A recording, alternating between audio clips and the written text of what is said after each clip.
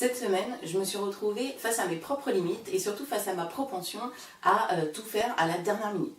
Alors ça m'arrive pas pour tout, mais c'est vrai que pour certaines choses, cette vidéo par exemple, j'attends le dernier moment en fait pour faire les choses. Et je sais que ça arrive à beaucoup de gens. Bonjour, je suis Émilie Amick de lucéliane.com et bienvenue dans ce 4e épisode de la série Agir.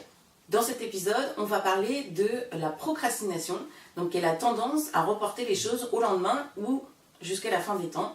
Et c'est souvent quelque chose qu'on pense qu'on ne peut pas s'empêcher de faire. Alors, comment se manifeste la procrastination ?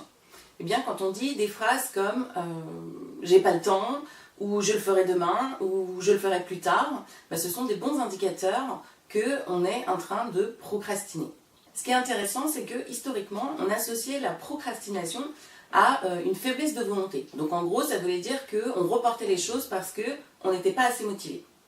Or, c'est complètement faux, parce que des études ont largement prouvé que c'est pas parce qu'on n'est pas motivé qu'on procrastine, parce qu'on procrastine même sur des choses qui nous tiennent vraiment à cœur. Alors évidemment, sur les choses qu'on n'a pas vraiment envie de faire, là c'est sûr, on a encore plus tendance à procrastiner. Alors si c'est pas lié à la motivation, pourquoi est-ce qu'on procrastine ? Et bien en fait, comme pour beaucoup de choses où on ne passe pas à l'action, c'est lié à nos peurs. Nos peurs, ça peut être par exemple la peur de l'inconnu. Est-ce que je saurais faire cette action ? Ça peut être la peur de l'échec. Ou alors la peur du regard des autres. Qu'est-ce que les autres vont penser de moi ? Mais avant d'aller plus loin, c'est important de bien faire la différence entre les deux types de procrastination. Donc il y a la procrastination face à une tâche pour laquelle on a une échéance. Et donc là, ici, on va appeler ça la procrastination actionnable. Et il y a aussi la procrastination face à des actions ou des devoirs, entre guillemets, qu'on doit faire mais pour lesquels on n'a pas de date butoir. Et ici, moi je vais appeler ça la procrastination non actionnable. Alors oui, c'est un mot qui n'existe pas, vous ne le trouverez pas dans le dictionnaire, mais voilà, je le trouvais bien, donc j'ai décidé de le mettre. Alors, parlons d'abord de la procrastination actionnable, parce que c'est celle qu'on repère le plus facilement au quotidien. C'est quand on a une action à mener à bien et pour laquelle on a une échéance, que ce soit 2 jours ou 3 mois, et en fait on attend le dernier moment pour commencer notre action. Le résultat, c'est qu'au final, vous avez mené à bien l'action, mais pendant tout le temps où vous avez procrastiné, vous avez culpabilisé, vous vous êtes engueulé vous-même parce que vous ne faisiez rien. Et à la dernière minute, qu'est-ce que vous avez fait ? Vous avez cravaché un grand coup pour tenir l'échéance. Le point positif, c'est que vous avez mené l'action à bien. Donc la procrastination ne vous a pas empêché d'agir, elle a juste retardé le moment où vous avez commencé à agir. Le point négatif, c'est que, entre-temps, vous avez quand même eu des grands moments d'angoisse et de culpabilité pour finir dans les temps. Donc la procrastination actionnable, en fait, elle occasionne principalement de l'inconfort et du stress. Parce qu'au final, l'action est faite, ric-rac, mais faite. Alors pour vous rassurer, la procrastination, ça touche quasiment tout le monde, à quelques exceptions près. Et on va voir qu'il y a 4 modes de fonctionnement quand on a une action à faire, que ce soit une corvée ou quelque chose qu'on ait envie de faire. Quand on a une action à faire avec une échéance, on peut agir de différentes façons. Et ce qui est intéressant, c'est qu'on n'a pas un mode de fonctionnement unique. Donc dans ces 4 modes de fonctionnement, il y en a sûrement certains que vous avez déjà expérimentés pour certaines actions. Et puis comme moi, pour d'autres, vous vous trouvez dans un autre mode de fonctionnement. Je précise que cette idée, en tout cas cette représentation graphique des modes de fonctionnement de la procrastination, c'est pas une idée qui vient de moi, je l'ai entendue en fait dans la conférence TED de Tim Urban sur Inside the Mind of a Master Procrastinator. Donc c'est une vidéo très intéressante et je vous encourage à aller la regarder si vous le voulez. Donc le premier mode de fonctionnement, c'est le bon élève. Donc c'est quelqu'un qui en fait gère bien sa charge de travail et l'augmente au fur et à mesure qu'il se rapproche de l'échéance. Par exemple, pour moi, c'est un mode de fonctionnement que j'avais souvent quand j'étais encore salariée et que j'avais un dossier à rendre. Donc au fur et à mesure, j'augmentais la charge pour, le jour de l'échéance, avoir finalisé le dossier. Le deuxième mode de fonctionnement, c'est le roi de l'organisation.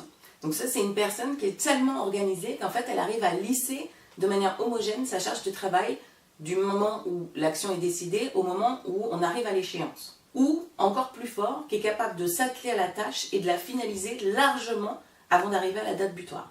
Donc ça, clairement, pour moi, c'est pas un de mes modes de fonctionnement habituels. Les quelques rares fois où je me trouve dans ce mode-là, c'est pour des choses type gros rangement de printemps. Donc là, j'ai décidé qu'il fallait faire place nette et je m'y mets tout de suite. Mais c'est pas mon mode habituel. Le troisième mode de fonctionnement, c'est celui que j'appelle l'épileptique. Donc étant moi-même une grande procrastinatrice, c'est un mode que je connais bien. Et donc si je prends l'exemple de cette vidéo, en fait qu'est-ce qui se passe ? J'ai 1 semaine pour préparer la vidéo et tout d'un coup je décide par exemple le lundi de me dire ah oui là j'y m'y mets à fond. Et ensuite, je ne vais plus rien faire pendant plusieurs jours. Et puis après, je vais de nouveau me dire, oulala, il faut absolument que je le refasse. Et hop, là j'ai des sursauts soit de conscience professionnelle, soit d'envie de travailler. Et hop, je m'y remets. Et puis après, je ne fais plus rien. Et ainsi de suite, jusqu'à ce que j'arrive à l'échéance. Et enfin, le dernier mode de fonctionnement, c'est le procrastinateur pur et dur. Donc ça, c'est vraiment, j'attends le dernier moment pour commencer l'action.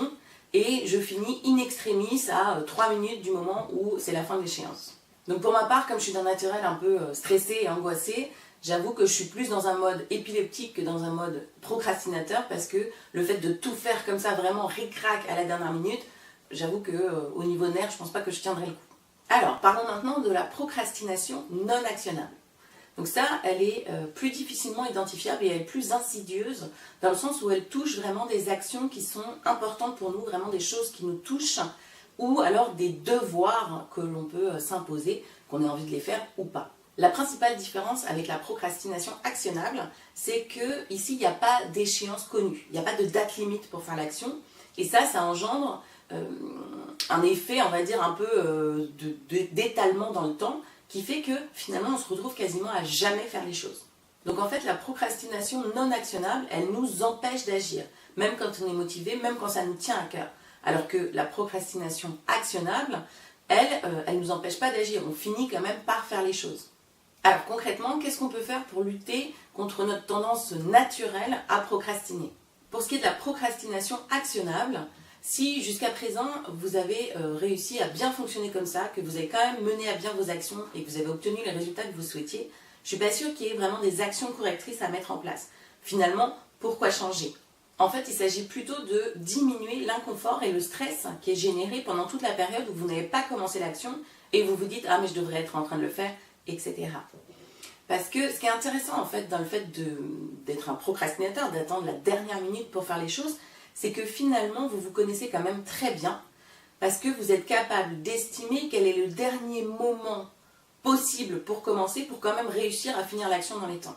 Donc ça veut dire que vous êtes capable de bien estimer la charge de travail et votre capacité de travail pendant un laps de temps très court.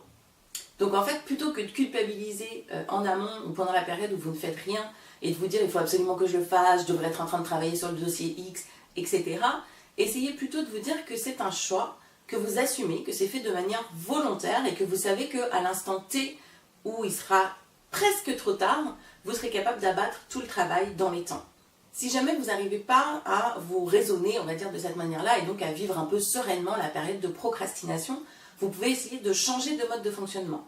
C'est-à-dire que si comme moi, selon les actions, vous êtes plutôt épileptique, bon élève, procrastinateur, etc., essayez de trouver, on va dire, les actions pour lesquelles vous êtes plutôt en mode bon élève ou en mode roi de l'organisation.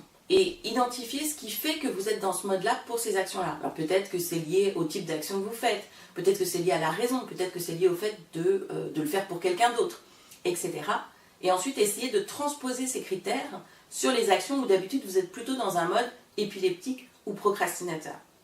Donc en fait là ça va nécessiter de votre part un peu de faire un autodiagnostic de comment vous réagissez sur quel mode, pourquoi et pour quel type d'action. Et ensuite d'essayer de transposer, on va dire, les mauvais modes sur des bons modes pour que vous soyez plus serein pendant la période de procrastination ou tout simplement réduire complètement la période de procrastination. En revanche, pour la procrastination non actionnable, là c'est vraiment essentiel que vous changiez votre façon de faire pour essayer de ne pas passer à côté des choses qui sont importantes pour vous ou des choses que vous devez faire.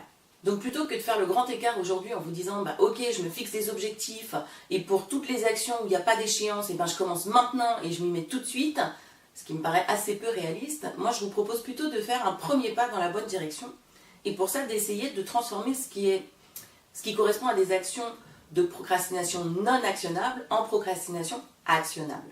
Concrètement, ça veut dire mettre une échéance sur ces actions pour que cette nouvelle contrainte, cette date butoir vous oblige à passer à l'action. Donc la première étape pour ça, c'est de prendre un engagement vis-à-vis de vous-même et de déterminer une date butoir pour ces actions-là. Alors évidemment, une date butoir qui soit réaliste par rapport à la charge de travail liée à l'action. L'idéal, c'est même de fixer cet engagement par écrit, c'est-à-dire dire voilà l'action à laquelle je m'engage, à quelle échéance je l'aurai terminée et surtout, pour nourrir un peu la motivation, pourquoi est-ce que je veux mettre en place cette action. Donc pour ma part, c'est bien une première étape pour moi, mais c'est pas suffisant. Parce que moi, quand je me fixe moi-même une échéance, on va dire que je m'arrange entre moi et mon cerveau et finalement je finis quand même par reporter l'action. Donc c'est pas suffisant pour moi. Donc dans ces cas-là, moi ce que je vous suggère, c'est d'ajouter une contrainte externe. Et pour ça, ajouter une contrainte externe, il suffit tout simplement d'en parler publiquement, de dire votre engagement publiquement. Alors, c'est pas un engagement où vous allez devoir passer à la télé et en parler à toute la France, mais déjà en parler à votre famille et à vos amis, c'est un premier pas et c'est un premier engagement. Et en plus, comptez sur eux pour vous relancer à l'échéance et dire alors, qu'est-ce qui s'est passé, c'est quoi le résultat, ou même pour se renseigner sur vos progrès tout au long de l'action. Et enfin, troisième étape, alors ça c'est pour ceux qui sont vraiment au plus haut niveau de procrastination, vous pouvez rajouter en fait des sanctions en cas de non-respect de l'échéance. Parce que c'est vrai que dans beaucoup de livres de développement personnel, on parle souvent de se récompenser quand on a atteint un objectif, mené à bien une action, etc. Mais en fait, les études en psychologie ont montré que certes, l'être humain est sensible à la récompense, mais qu'il est aussi beaucoup plus sensible à la sanction. Parce que le cerveau humain est fait pour, certes, rechercher le plaisir, mais surtout, encore plus, pour éviter la douleur. Finalement, comme vous le voyez, à force de procrastiner, vous êtes de plus en plus sombre, donc j'ai dû allumer la lumière. Et voilà, c'est ce qui arrive quand on attend le dernier moment pour faire les choses. Je reprends là où j'en étais, où je disais en fait que l'être humain est encore plus motivé à éviter la douleur, à éviter la souffrance. Donc évidemment, pour ne pas procrastiner, je ne vous conseille pas de vous auto-flageller si jamais vous ne tenez pas votre date butoir, mais je vous conseille de fixer une sanction, et évidemment en appliquant l'étape 1 et l'étape 2, c'est-à-dire de prendre l'engagement à titre personnel et publiquement d'appliquer cette sanction en cas de non-respect de l'échéance. Donc des exemples de sanctions, qu'est-ce que ça pourrait être? Ça pourrait être par exemple de ne pas partir pour ce week-end en amoureux que vous aviez prévu peut-être dans 3 mois. Et là, croyez-moi, votre conjoint sera vraiment impliqué dans le fait que vous respectiez votre échéance si jamais la sanction a un impact sur lui ou sur elle. Une autre idée, ça peut être par exemple de se dire, ok, si je ne respecte pas la date butoir, je prendrai en charge toutes les tâches ménagères pendant 1 mois ou, allez, soyons plus sympas, peut-être 1 semaine, 2 semaines.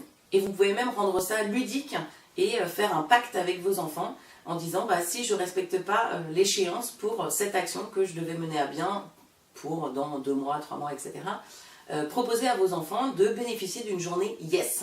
Et en fait, c'est une journée où vous devez dire oui à tout ce qu'ils vous demandent.